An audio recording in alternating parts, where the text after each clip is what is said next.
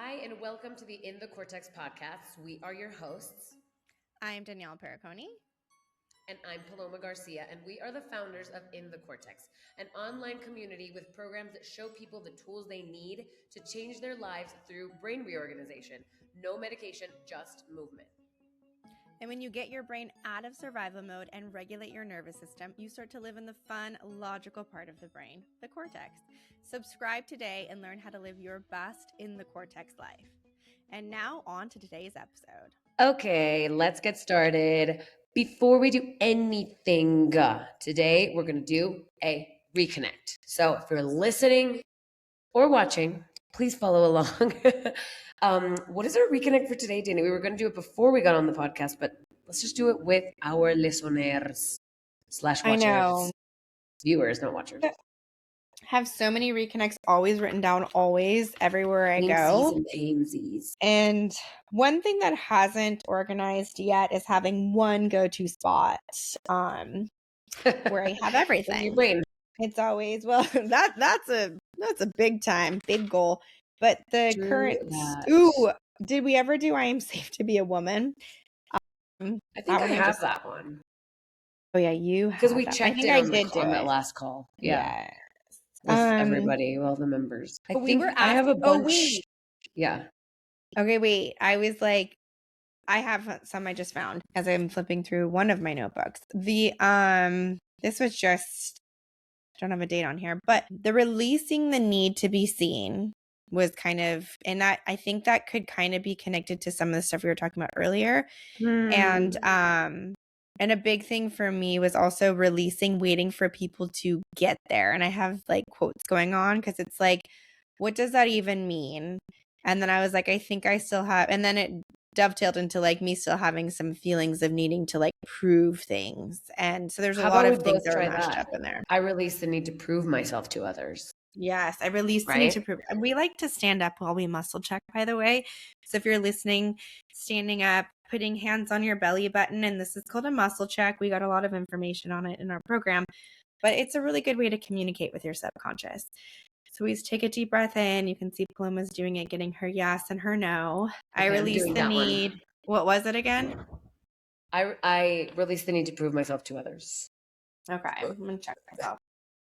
That is a big one. Crazy. I actually have that one, but I think I need to release waiting for people. Like I do a lot of like, oh, I'm just going to hang tight. I'll keep waiting here versus like just going and shifting. You know what I mean? Like, yes, but I also think it's like wanting to wait for like putting yourself in a space where you're with people you have to wait for. Do you know what I'm trying to say? Yes. It's more that, because I don't think like, it's necessarily just like, oh, look at me just waiting around for everybody to get it. It's more like, why am I even in that position in the first place? You know what I'm saying? Literally, I know exactly what you're saying. And it's You want to give some more details to our listeners? Yeah. Okay. So I know. Let's get into it. So we have been talking a lot lately, mainly me talking a lot lately, as we always do. I mean, Paloma and I, we're so blessed to have each other and just to be able to like soundboard off, things. Constant voice notes and lots of yapping. But always, it's really good because it's, for me, it's like, I love to be able to talk to somebody who, first of all, I trust wholeheartedly, like give me your full opinion. And we've come so far in the years that we've known each other because before we were a little nervous to get each other's full opinion. And it'd be like, I don't think I'm ready to hear what you're going to say about me. Or we would be scared that you would like disagree. And so what's going to happen if you disagree with me? And we're going to talk about this. That's kind of what we want to talk about today. Perfect. So now it's like, okay, tell me everything because I like really want to know where I have blocks, where I have holes. What else can I like work on? What else can I do to get into the most authentic version of myself? And I think lately, this last year was a complete world shaking moment for me where I remember having this moment so distinctly where her, Paloma and I were hanging out. And I remember being like, isn't this place so great? And then I like described all the things that you had to not see in order to enjoy the great. And she just looked at me like, yeah, it's great, Danny. And I was like, wait, I literally just explained to you, you have to block out this thing, block out this thing, block out this thing. But then there's a gem waiting here and it's not even that great of a gem. The deal, quote It was unquote. a deal. And you're like, actually, this was expensive and it was not that great of a deal. And I was like, my whole like perception on reality just like shattered in that moment. I was like, oh my gosh, I did that with this. And I started rattling off all the things of where I was just literally totally I was just, what would I say that I was like, I was being ignorant, I'd say. Right. And that was the thing that we've been talking about. Right. In terms of like the Veda, that's what they would say, that you're ignoring things. But even though there's a part of you that knows like, yeah, this is not my vibe, you know? And I knew it, but I also felt like I was ignorance. It was willful ignorance. But then it got to the point where I was like, I cannot ignore this anymore. Like, Danny, this is insane. So that's where we're at now. And it's like this moment of me realizing like, I want to be in a space where I'm really challenged, and I'm not coming from the space where I know everything, but we were just talking about it. I want my mind to just be like, what? Like, and we have so many amazing connection calls that we get to do because people reach out to us and we just get to have these great chats, and our brains break a little bit as we're trying to figure out what we just listened to. And it's such a great feeling. I love that. And now I'm realizing, okay, wait, I want that to be in my like real life existence all the time. And, I laugh because right now I have kids that tell me like the absolute truth of whatever's happening in life. And I love the unfiltered moments from kids, but I'm like, now I want to go a little bit further with it. Exactly. So it's like, it's stepping into the space where I know I belong. Ooh. Like I'm excited to go there. Is that kind of, does that feel like it resonates? But are you ready though for that? How about I'm ready to be in rooms where I'm challenged. Ooh, yes. Ooh, I'm ready to be in rooms where I'm challenged. See, I have that, but it's like this, I can't pinpoint what the exact thing is quite yet, where it's like this feeling of like, I belong almost. It feels like a belonging feeling because I know I'm ready. Talk about that the other day, right? Yeah, maybe it's I belong. Yeah, like I deserve to belong in the room where I'm challenged. Okay, I deserve to belong in the room I'm challenged. Okay, there's my now. All right. That's what it is. It doesn't feel like earth shattering like they used to when we first started doing reconnects. Yeah. It's more like, oh yeah, that's a new reframe. I could add that for sure. So in 3 minutes, I can just completely shift that belief, and then boom, my life will start to reorganize around that new way of seeing the world, and magical things start to happen. It's really wild. I love that. I just checked mine and it locked in. Nice. Okay. So I've released the need to prove myself. Oh, I love that so much. That's a good vibe. That is a good word. So on this feeling of all of the work we've been doing, one of our biggest things too was like being able to disagree with people. Yeah.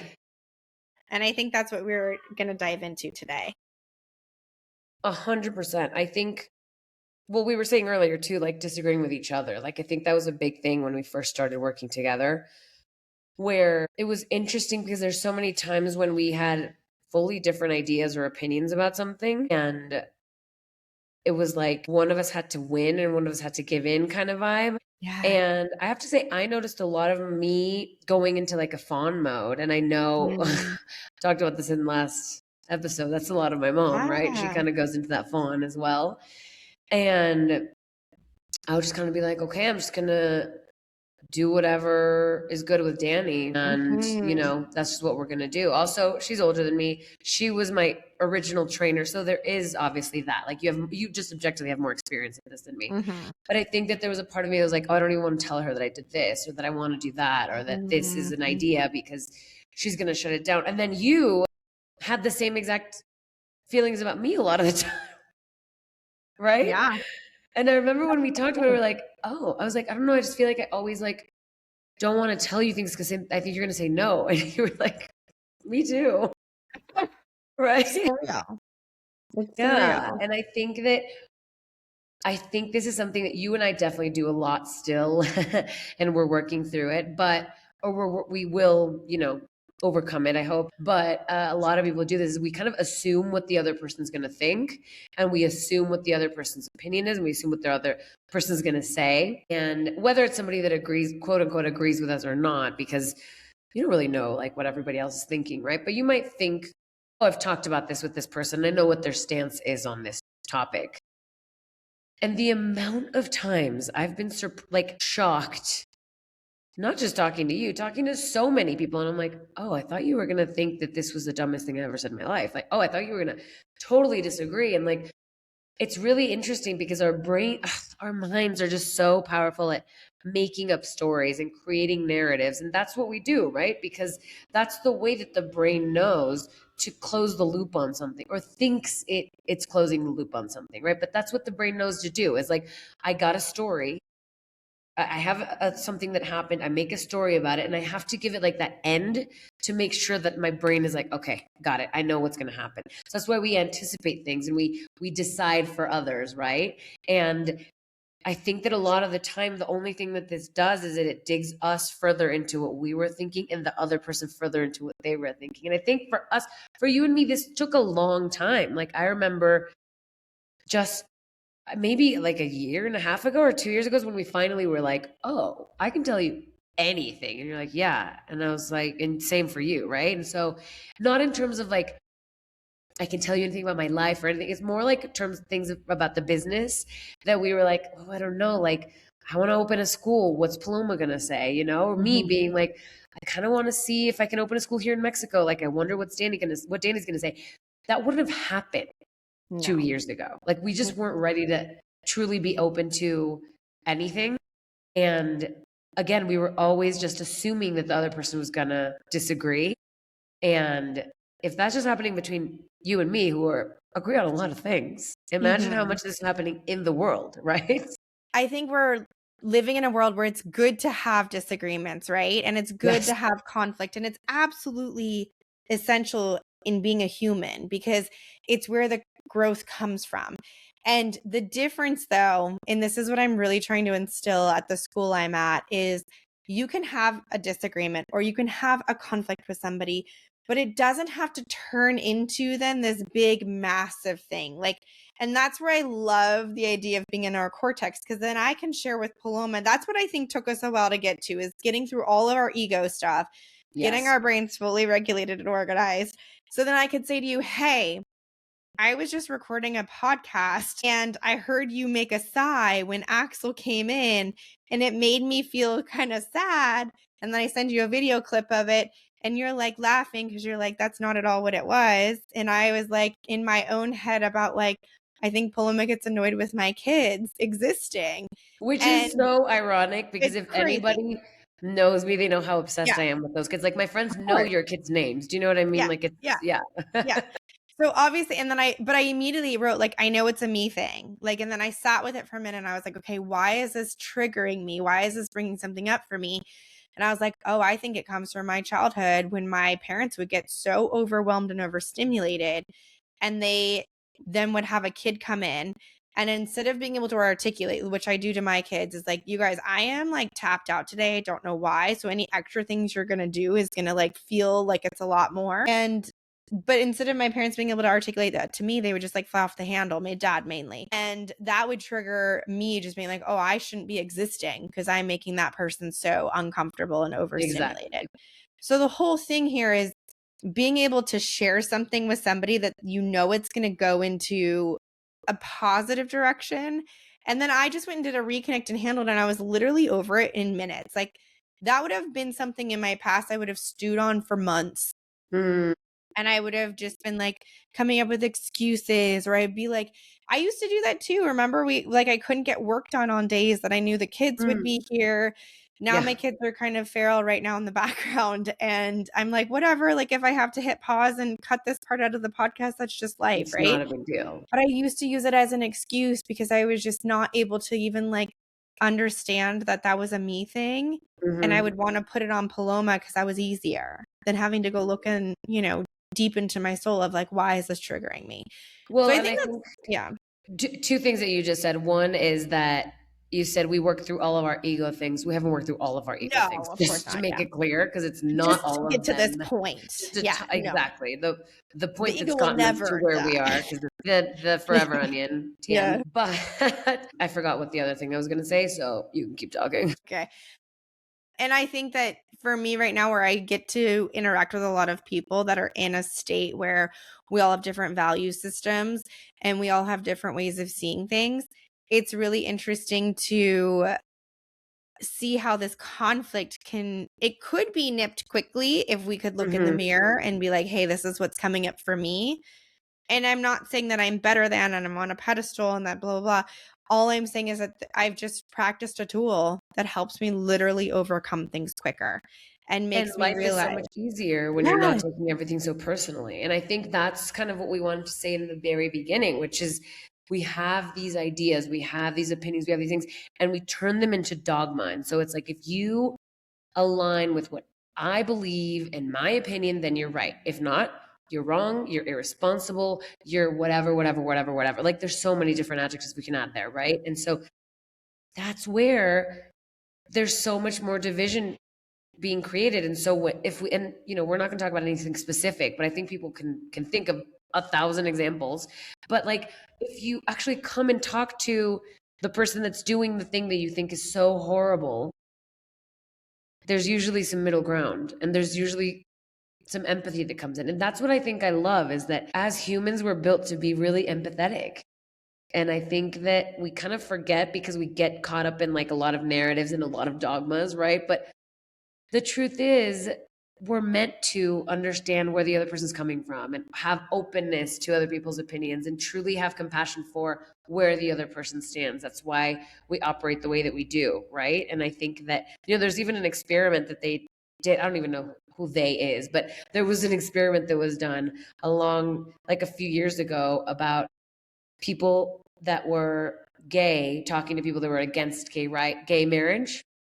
But they would come up to them at their doorbell and knock and like, hey, do you want to talk about this? And most of the people were like, wow, I'd never actually talked to somebody who was gay that wanted to get married. And so, and a lot of them changed their opinion on it, because it's like, yeah, you're a person just like me, and you want to marry the person that you love, right? And whatever your opinion is, listening to this on that doesn't matter. The example is that once you get to understand the other person's perspective, usually you come to a point where it's not that deep. You're like, oh, okay, I think I misunderstood them. Or I was taking something really personally, right? Which was triggering me. Right. But I think what you just mentioned is a very cortex thing. And that's when you said meant to. We all are living in a world that is meant to be lived in the cortex. And most of us are not there because of so many different reasons why. But when you hear something, we usually create these dogmatic views out of a space of safety and fear, right? Because in order to be empathetic, I have to be able to put myself aside to go and sit in your shoes, right? And to actually get into how you're seeing things. And I couldn't do that when I was in my survival state. I didn't care how you felt. I was just trying to get myself down the street alive, right? And if I have to stop thinking about how am I going to stay alive, oh my gosh, like I could not do two people at once, right? And so this is where I think there's so many layers to this, and I feel like it's opening up a whole bunch of things in my mind here. But when you create like a really dogmatic view of how you see the world, how many times have you and I nowadays go, I cannot believe I used to think like that. Like, it's so wild to me, but it's so fun to be able to change your mind. And I know I'm like the queen of changing my mind, almost to a fault. It's true, people. It's very true. Yeah, like depends on the vibe. I'm not even joking. But honestly, I used to have very dogmatic views on how I saw politics, how I saw health, how I saw anything. And I would honestly come to the point where I would then judge people for how they saw the opposite. And then I was just like, I would immediately be like, I can't talk to them. There's no way I can have a conversation with them. Like, it's impossible to have a conversation with them. And I do think there is some sense of like, sometimes you can't have a conversation with somebody when they're not willing to then, open their mind up and have an open conversation. So then you do have that realization. But I immediately wouldn't even give them the time of day. I was like, whatever, you posted that one thing. I know how you think. I'm now going to put you into this entire category where you're not someone I can talk to. And I think we do that out of a sense of safety. Like, we have so much fear in ourselves. Being able to look in the mirror and like really go deep into like, why do I think like that? Why do I operate like that? Or why did that hit me so hard? Right. I think that happens a lot with social media, right? Where you're watching Yeah. other people just living their lives, and some people get so angry at them, and it's happened to you and me, where we're like, Yes. "Oh, I just don't like this person," and we send them to each other like, "I don't like them," Yeah. like how many people are doing that all day long? I'm sure people are sending our videos to each other, being like, "I don't like them; they're so annoying," Yeah. and which is like whatever, that's fine, but I think it's more like, okay, when is it and this is also something that you only do when you're in the mood for it. It's not like we're also Right. 24/7 being like, why did that hit me where it did? Because then you're not living life. You're not living, laughing, loving. You know what I mean? You're just No. analyzing. So, Mhm. but there is a point where you're like, why does that person make me so angry? Like, what Yes. are they hitting in me? And we've talked about this so many times on the podcast, right? It's like, but we're about to talk about it again. Like, what is it in me that they either represent that I Mhm. don't like about myself, or what is something that I wish I could do or could be that they represent as well, right? Or is it something where they're reminding me of something or somebody from the past, right? What is it about them that truly bugs me? Because there's part of me that doesn't want to just like let it go. Like I want to be still watching their stories and being like, oh, why is that? And so that's where Danny and I look at it as something fun. Danielle and I look at it as something fun, where it's like, this is interesting. So we'll send each other voices. Okay, so I think this thing happened, and this person really got me annoyed, and blah blah blah blah. Right, and so we kind of try to get to the root of it, and I think that that's something that, like you said, we've gotten to a point where we can do it much more quickly. And I think that's part of like our biggest message to people is that you can get to a point where you're living more of your life in your cortex. And that's where you get to that part of the analysis. You're not stuck in this person, whatever, this idea, this whatever is triggering me 24/7, right? Because Yeah. what you were saying earlier about creating these rules, if the brain has a rule, then it doesn't have to think about what to think about a certain situation, a certain person, a certain thing. So if I Yeah. already go directly into my category, perfect. I'm Handled. good. I get to focus Done. on surviving, which is what I've been doing this whole time because I'm in survival Yes. mode. Remember, I had a Yes. therapist that told me when I was much younger, she's like, your brain works. She was some sort, I don't even know what she did. It was more like a clairvoyant or something like that. And she said, Mm. your brain works in this way where you have all these little squares, like these little squares like this, like a shelf. Yeah. And it was funny because I was living in an apartment where my house was exactly as all these little square shelves, which is actually what I have in my room right now. Whoa, okay, I'm weird. sensing a theme. Interesting moment right there. But anyway, Very she's like, you thematic. take these little squares and you take people and you put them into a square. Yes. And so And they that's can't get all that out. you want is to always just put them into a specific category. And then the Mhm. people that you actually really vibe with and you really like are the ones that you can't put into a category. And I was like, Mhm. oh my, you're so right. And so there's something about me that was wanting to just shut certain things out and only Mm. be able to, focus again on survival. I was somebody that was totally in Mhm. survival mode and I had no idea I was in it, right? But we Yeah. all do this in so many Yes. ways. So many ways. I love getting to talk about this today because number one, neither of us grew up. I'm going to say all of us millennials and younger, well, maybe now the younger people underneath us, they're growing up in worlds where parents are actually talking about this, right? Yes. I did not grow up in a space where my parents were actually considering that I had feelings and thoughts that mattered. Like it was more just like like they were putting me in the category too sensitive, stop, right? And so then I carried that belief my whole life, like I'm just a really like sensitive person. I cry about everything. And it's like, well, okay, let's figure this out. Why are you crying about everything, right? Yeah. But at the same time, I think now that we're in this space of like I'm with a lot of other parents, and it's the first time that we're with our kids, and our kids are butting up into things. And Yeah. then we're realizing that it's not even about our kids that's like keeping that situation alive. It's our own beliefs of what we Hmm. came to adopt from our families, from our society, from whatever. And Yes. then we stop and we go, wait, I just realized I kept something alive with my child. And it was almost like, and I see this happen now where it's almost like the parent is looking for someone to talk to about their experience.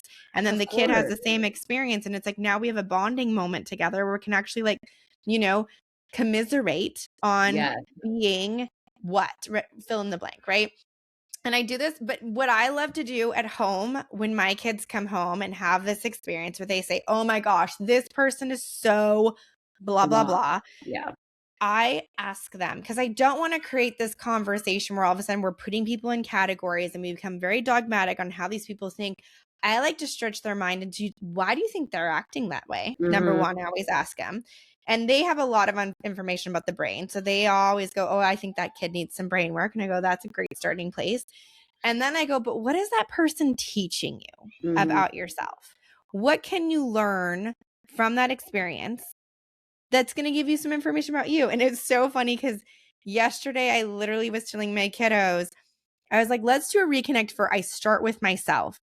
Because think about how many times you come into conflict, you always want to blame everybody else, right? Of course. And then I did that simple thing, you know, when you point your finger, when you have three fingers pointing back at you, their minds were literally blown. They're like, oh my gosh, three fingers are back at me. And we're in the middle of a reconnect, and one of these little cuties stops everything he's doing and he just stands and points at another little boy who's not doing anything. He was just taking a little moment to himself, which we allow. And he's like, Miss Danny, he's not doing it. And then I go, oh my gosh, did you come here to teach us the perfect example of how this is happening all day long? And he looked at me and he had no idea what I was talking about. I was like, look what you're doing. You're pointing at him saying he's not doing it, but what are you doing? You're not doing it. And then he was like, and he looked at his fingers. He was like, oh my gosh. And it was like his mind was blown. He'd never been exposed to the idea of the mirror, right? And it was so cute because then his mom came to pick him up later. He's like, Mom, three fingers are pointing back at me. And I was calling another kid out, but I wasn't even doing it. And I was like, yeah, that's all day long. And that's what kids, adults, teens, we all do it. It's a very human thing, right? And we are just trying to help people see that there's so much from these interactions that you can actually glean and go, hey, what can I shift about me and how I'm showing up? Do I like it? Usually when you're talking smack about somebody, you don't like it.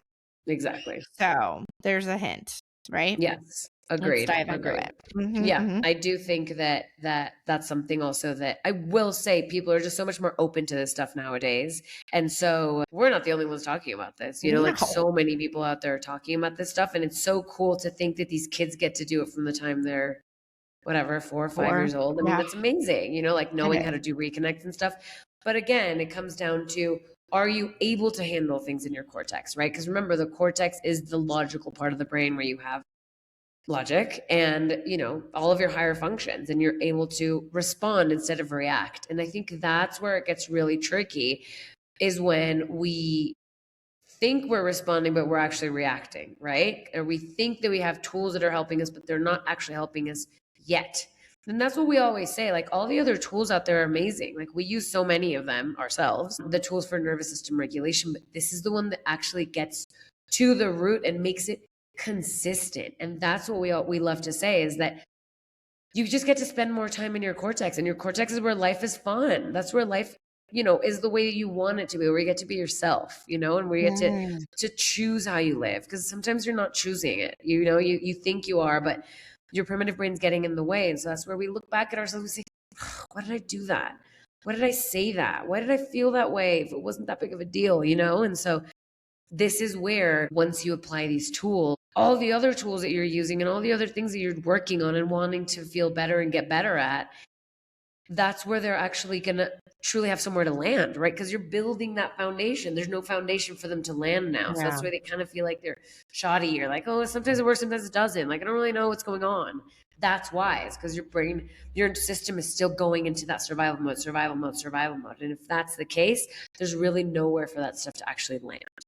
Oh, that was so me for the majority of my life. I guess now I'm almost at a halfway point where half of my life was totally disorganized, and now the second latter half is more organized. But it's so real because I can think back to so many moments where someone would have said something to me and I just couldn't make light of it. I couldn't just shake it off. I couldn't just hear it and go, you're right, and just accept it and then go do something about it. I would just be so stuck. And I can just remember that sweet little girl who was just trying so dang hard to just get by every day and was told to try harder, do more. And we say this to so many people, is when you have a disorganized brain, there's signs, there's things to see, right? But it's not like an obvious overt thing is going on with you. And so it's almost like that person the people who have disorganized brains have it harder because people are looking at you like, what's wrong with you? Why can't you just do the thing we're asking you to do? Right. And then well, we're sometimes it living is very overt. Sometimes it is like a sometimes. big thing. Yes. Right. And then sometimes it's like someone like me who was just compensating all day long, like you who's just compensating, working so hard. And I think that's probably more of the message to those people is like, you're working so hard all day long and you don't know any different because you don't know that there's actually a life that could exist with organization from the brain up, right? Right. Because why would you know it? Right. Like you Right. only know what you know. Exactly. And so to be able to live in a world where like there's hope, and I tell this to people all the time, they're like, oh, I have this, or I have that, or I have this, and are sharing a diagnosis. I'm like, but what if it's not actually how you're supposed to be? And I used to get into arguments with people like, it's not actually like a thing that you can't overcome. Like, because I do believe, we believe that your brain and body want to heal and be healthy and in alignment. That is a And that's God-given why, right, right? yeah, and that's why our bodies are the way they are, right? We're not Right. like a table that can't Right. truly, it's going to be harder to fix, Be a chair. change the shift of the, yeah, exactly. Shift the actual wood here and like turn it into something completely different or mold it in a certain way, Right. But, Right. and I think that that's where what we're sharing with people is sometimes a little bit confusing because they're like, wait, but I've spent however many years being this way and I've been told a million times that this is never going to change and that I have to find all these different strategies, what we call compensations, right?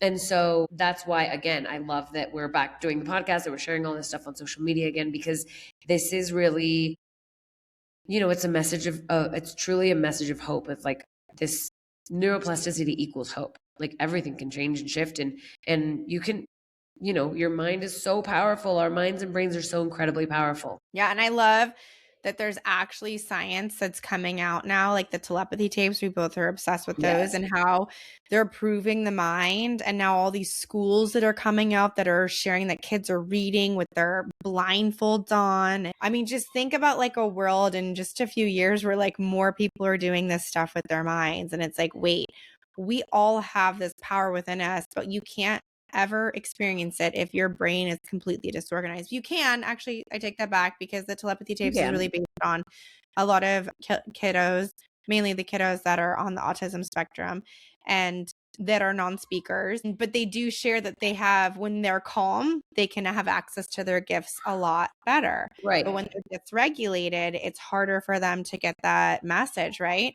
So that's why I'm like, oh my gosh, I am so excited for a world where people just get on the floor and creep it out and crawl it out and just realize. Exactly. Yeah. And it's not like there's never going to be conflict or disagreement again. Like that's not, it wouldn't be natural, right?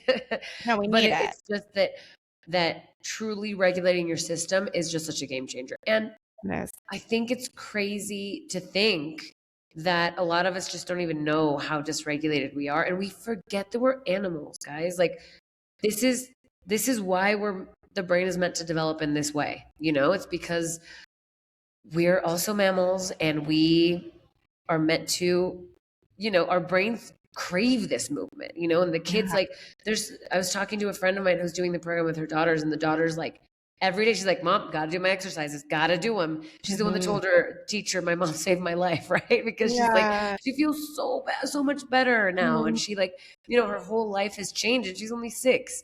And she's like, I know that this is helping me and she will not miss a day because she loves it so much. And that's what's so incredibly cool, right? It's like, once you get to that point, you're like, okay, I know what this feels like and I know what it feels like to be dysregulated and I don't want to go back there if possible. Yeah. This is actually a funny little story. I asked a little boy yesterday, I was like, who's your favorite teacher you've ever had? And I thought he was going to say me just because I was like, we have such a good there was a little bit of like little cocky energy there. And he said somebody else. I was like, oh, okay. How come? And he's like, because she doesn't make us do brain work. And I was like, what? I was like, and he's 4. So he hasn't had that many years of really seeing the difference and the difficulties in life.